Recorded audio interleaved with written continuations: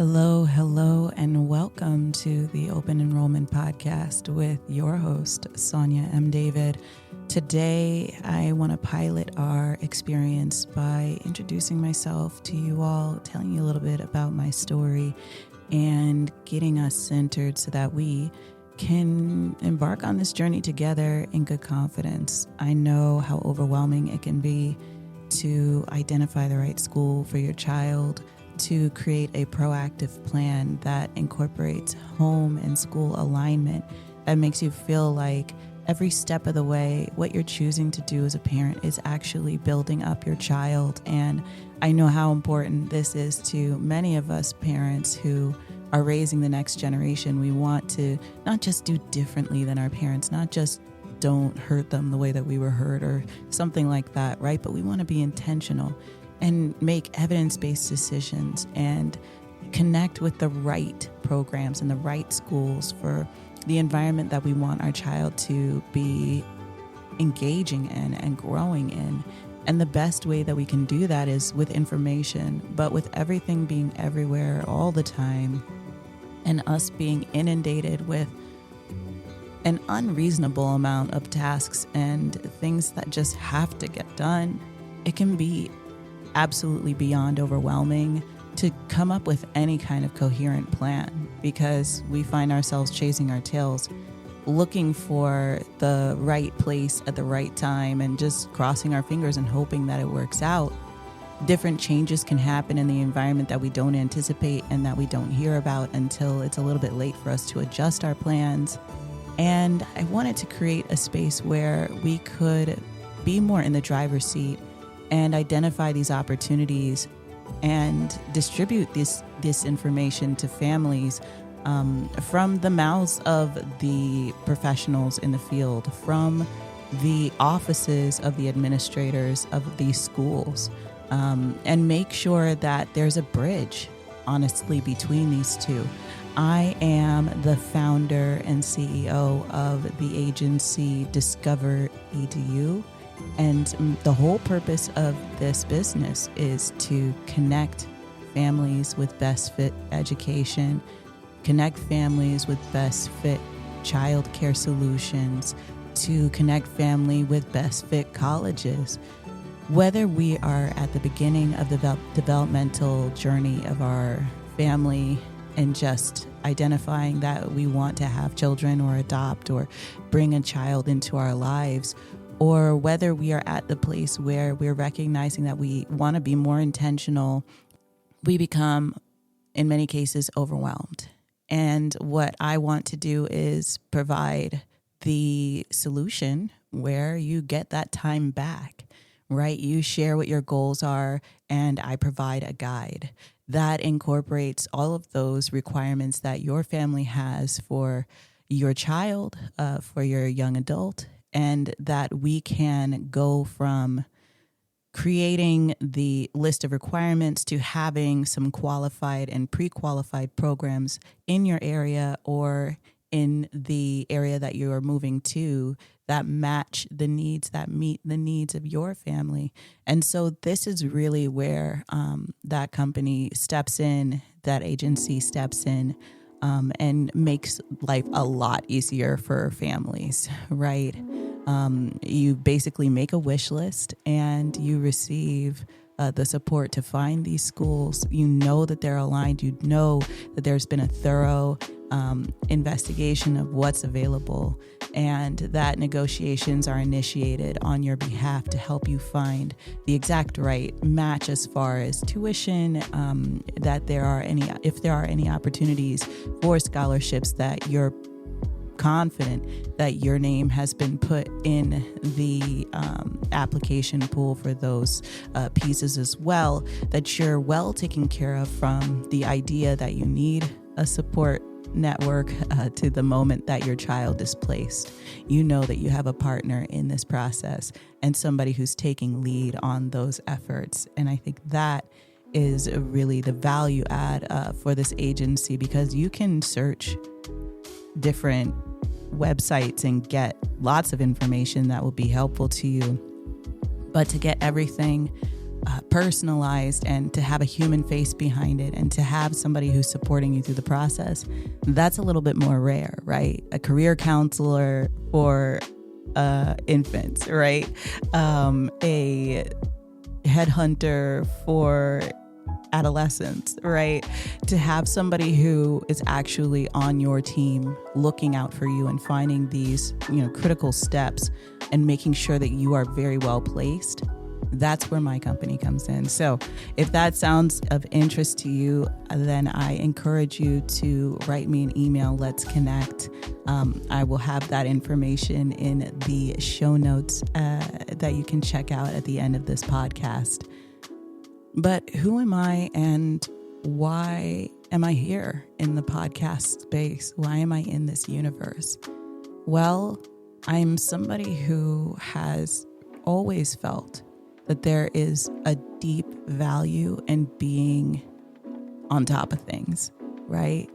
But I'm also somebody who has struggled with getting into a position where I felt confident enough to follow through. And that has almost cost me some pretty significant opportunities. Let me bring you back to 2013 and I'll tell you all about it.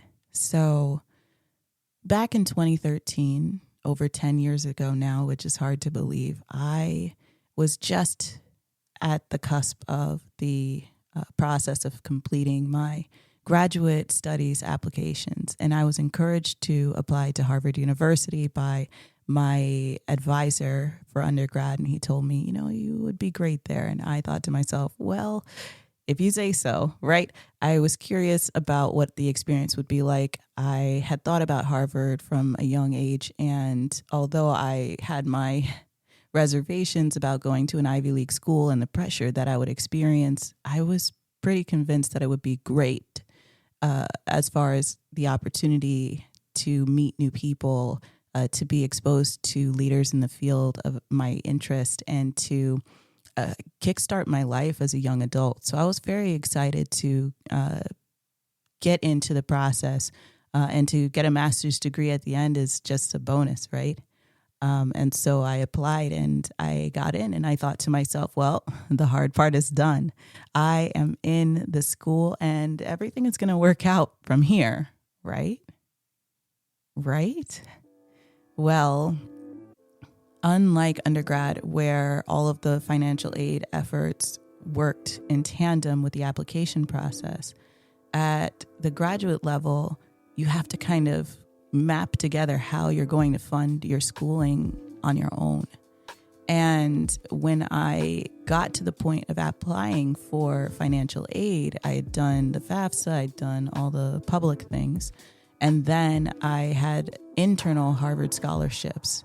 And something about this process, I missed one deadline and then another deadline, and then my application login didn't work anymore. And I thought to myself, wait, but I got into the school and now I can't go because I can't afford to. And I can't afford to because I didn't ask for help. And I didn't ask for help because I was embarrassed. And I was embarrassed because I couldn't get in. And now I can't get in to tell them that I don't have the information and that I do care and I want to go to this school. And, I felt like I just dashed my own dreams for no reason over the idea of asking for money from a school that whole thing is paying for people to go to the school, that all you have to do is sign up and explain your situation, share a little bit about yourself, and then whatever funds are available, if you qualify and there are funds that are available, they are yours. But I created all these roadblocks in my head, and I was working multiple jobs and trying to figure out how I was going to get into Boston, how I was going to make the steps that were necessary to begin. I had to live on my own off campus. I'd never done that before. I needed to get all of these different things in place. And I was thinking to myself, how am I going to possibly do this and also succeed at school? And instead of reaching out and asking for help, I wound up being in this terrible position where I had none of the things that I needed. And I was just fully embarrassed to need the help that I needed. But there were some amazing people at the school who responded to my email very kindly. They let me know that, yes, those deadlines had passed, but that they wanted me to be at the school, that there were people who actually sat down in a room who looked at my name and who said, this is a young woman who needs to be here, before any of this stuff had happened. And those same people were like, where is she, when my financial aid information didn't come in? So they were trying to help me even when I didn't know. So when I finally did reach out, they said, here's the condition. You have to come in here and sit with me. And when I found myself fully overwhelmed and embarrassed and ashamed of myself for the position that I'd gotten myself into, I realized, okay, listen, Sonia, like I said, sat myself down and talked to myself. Listen, Sonia, you are the reason you got in, and you are the reason you don't have the funds to go, right? And there's something happening here in you that we need to address. And if this fine administrator is giving you the opportunity to come in and talk with them, then you're going to have to just sit down and take whatever it is that they say. And I was shaking. I was so nervous. I was like misty-eyed already before I even got into the room, because I'm standing in front of this grand brick building that looks like something out of Harry Potter, that looks like something out of, the movies.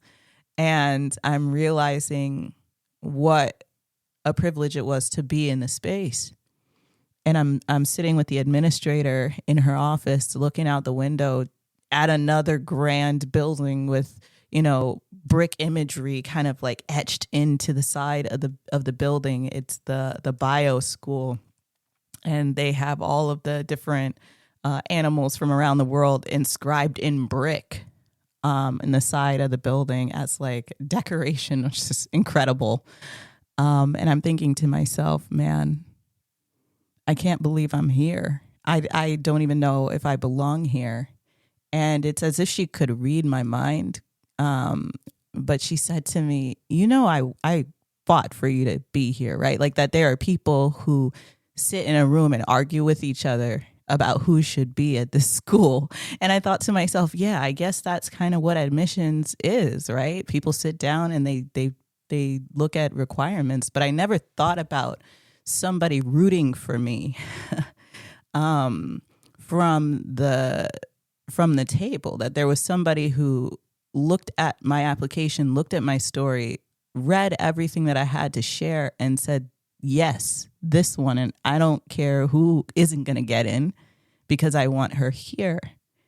And to know that there was somebody who was so adamantly on my side at a place like Harvard, at a place that is one of the oldest institutions of higher learning in the country, of one of the most revered places to be educated in the world, that there was somebody who was pushing for me, Sonia M. David, to be there was unfathomable, because I felt so small and I felt so insignificant and I felt so overwhelmed.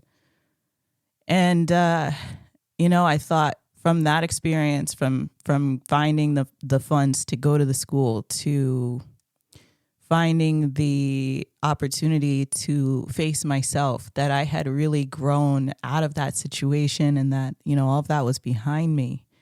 I was pretty happy about that idea. I'd graduated and moved on and continued to, work professionally in my field. I was really excited for, what was in front of me. And then about 10 years later, this little joy, this little angel, this little tiny creature who was made of love and sunshine joined me on this life journey. And I suddenly felt the weight of responsibility on me when Julia Kirby LeBron David entered the world. And again, I realized I was going to be juggling maternity leave, solo single parenthood, working full time. I was going to be juggling, finding new contract work in an extremely unforgiving economy, and trying to make up for the financial loss of not having a second earner in my household to navigate all of this. And not just a second earner, but a second learner, that I wouldn't have the partnership of an adult who was equally committed to the life and learning and development of this little girl who was relying solely on me, there to support us. It was absolutely terrifying prospect. And I went from that to believing that I was going to have that partnership and support, to surviving a domestic violence incident that led to me being without a home because I had to leave my apartment for the sake of my own safety during my pregnancy, to having my daughter and having her father be present, and thinking that things might repair, to ending up in the hospital about 9 months after her birth, with stitching and a massive headache, and a very important lesson learned about safety and planning in that kind of violent situation, and trying to think about how to protect myself and how to provide for my daughter, knowing that it was going to need to be without the engagement of her father moving forward, and that it was going to be tough, nearly feeling impossible, to be honest. And I was scrambling to find her a school, but that scramble felt a little less terrifying than the first time when I was scrambling to find funds to get into Harvard, because I had sort of been there before, to feel like I didn't have everything I needed, but know that there was something that was going to make it happen, that my negotiation skills would get me there, that my confidence could get me there, that even if I didn't find the exact right fit, that I wasn't going to give up because my daughter deserved it. And if it took me years, I'd figure it out. And that's exactly what happened. I found the school that matched my parenting style. It's a Montessori education that focuses on child-centered learning and independence, social-emotional learning and connection, understanding and having outdoor learning experiences, as well as hands-on STEM, music and movement-based learning. So I knew that my daughter was going to be in a very enriching environment, that she was going to be more than okay. And every day I see that she's learned a new thing. I know that her teachers love her.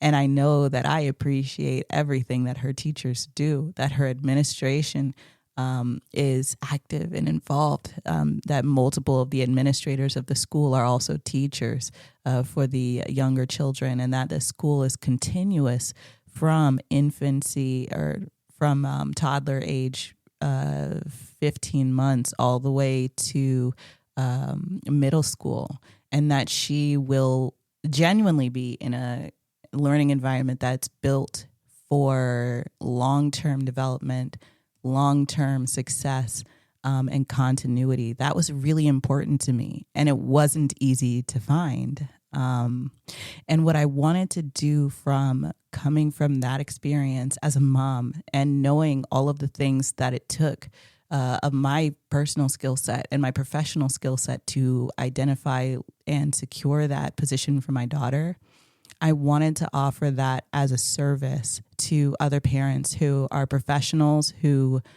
know that their time could be better spending it with their families, spending it and doing the beautiful things that they have planned to do, and that they know they can trust someone with the logistics and the administration of the search process.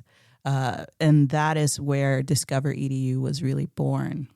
And as I look forward to this podcast and this space that we're building here, what I'm most excited about is that open enrollment is going to be holding conversations with administrators. It's going to be holding conversations with educators, holding conversation with child development specialists and authors in the field of child development, that we can talk with deans of colleges and universities, that we can speak with professors on subjects that are relevant to the enrichment of us as parents and the development of us as parents, so that we can not only understand how we want to engage in like a nuts and bolts kind of way, right? But that we can build an ethos and build a practice, right, of learning around our parenting and self-development around our parenting. I think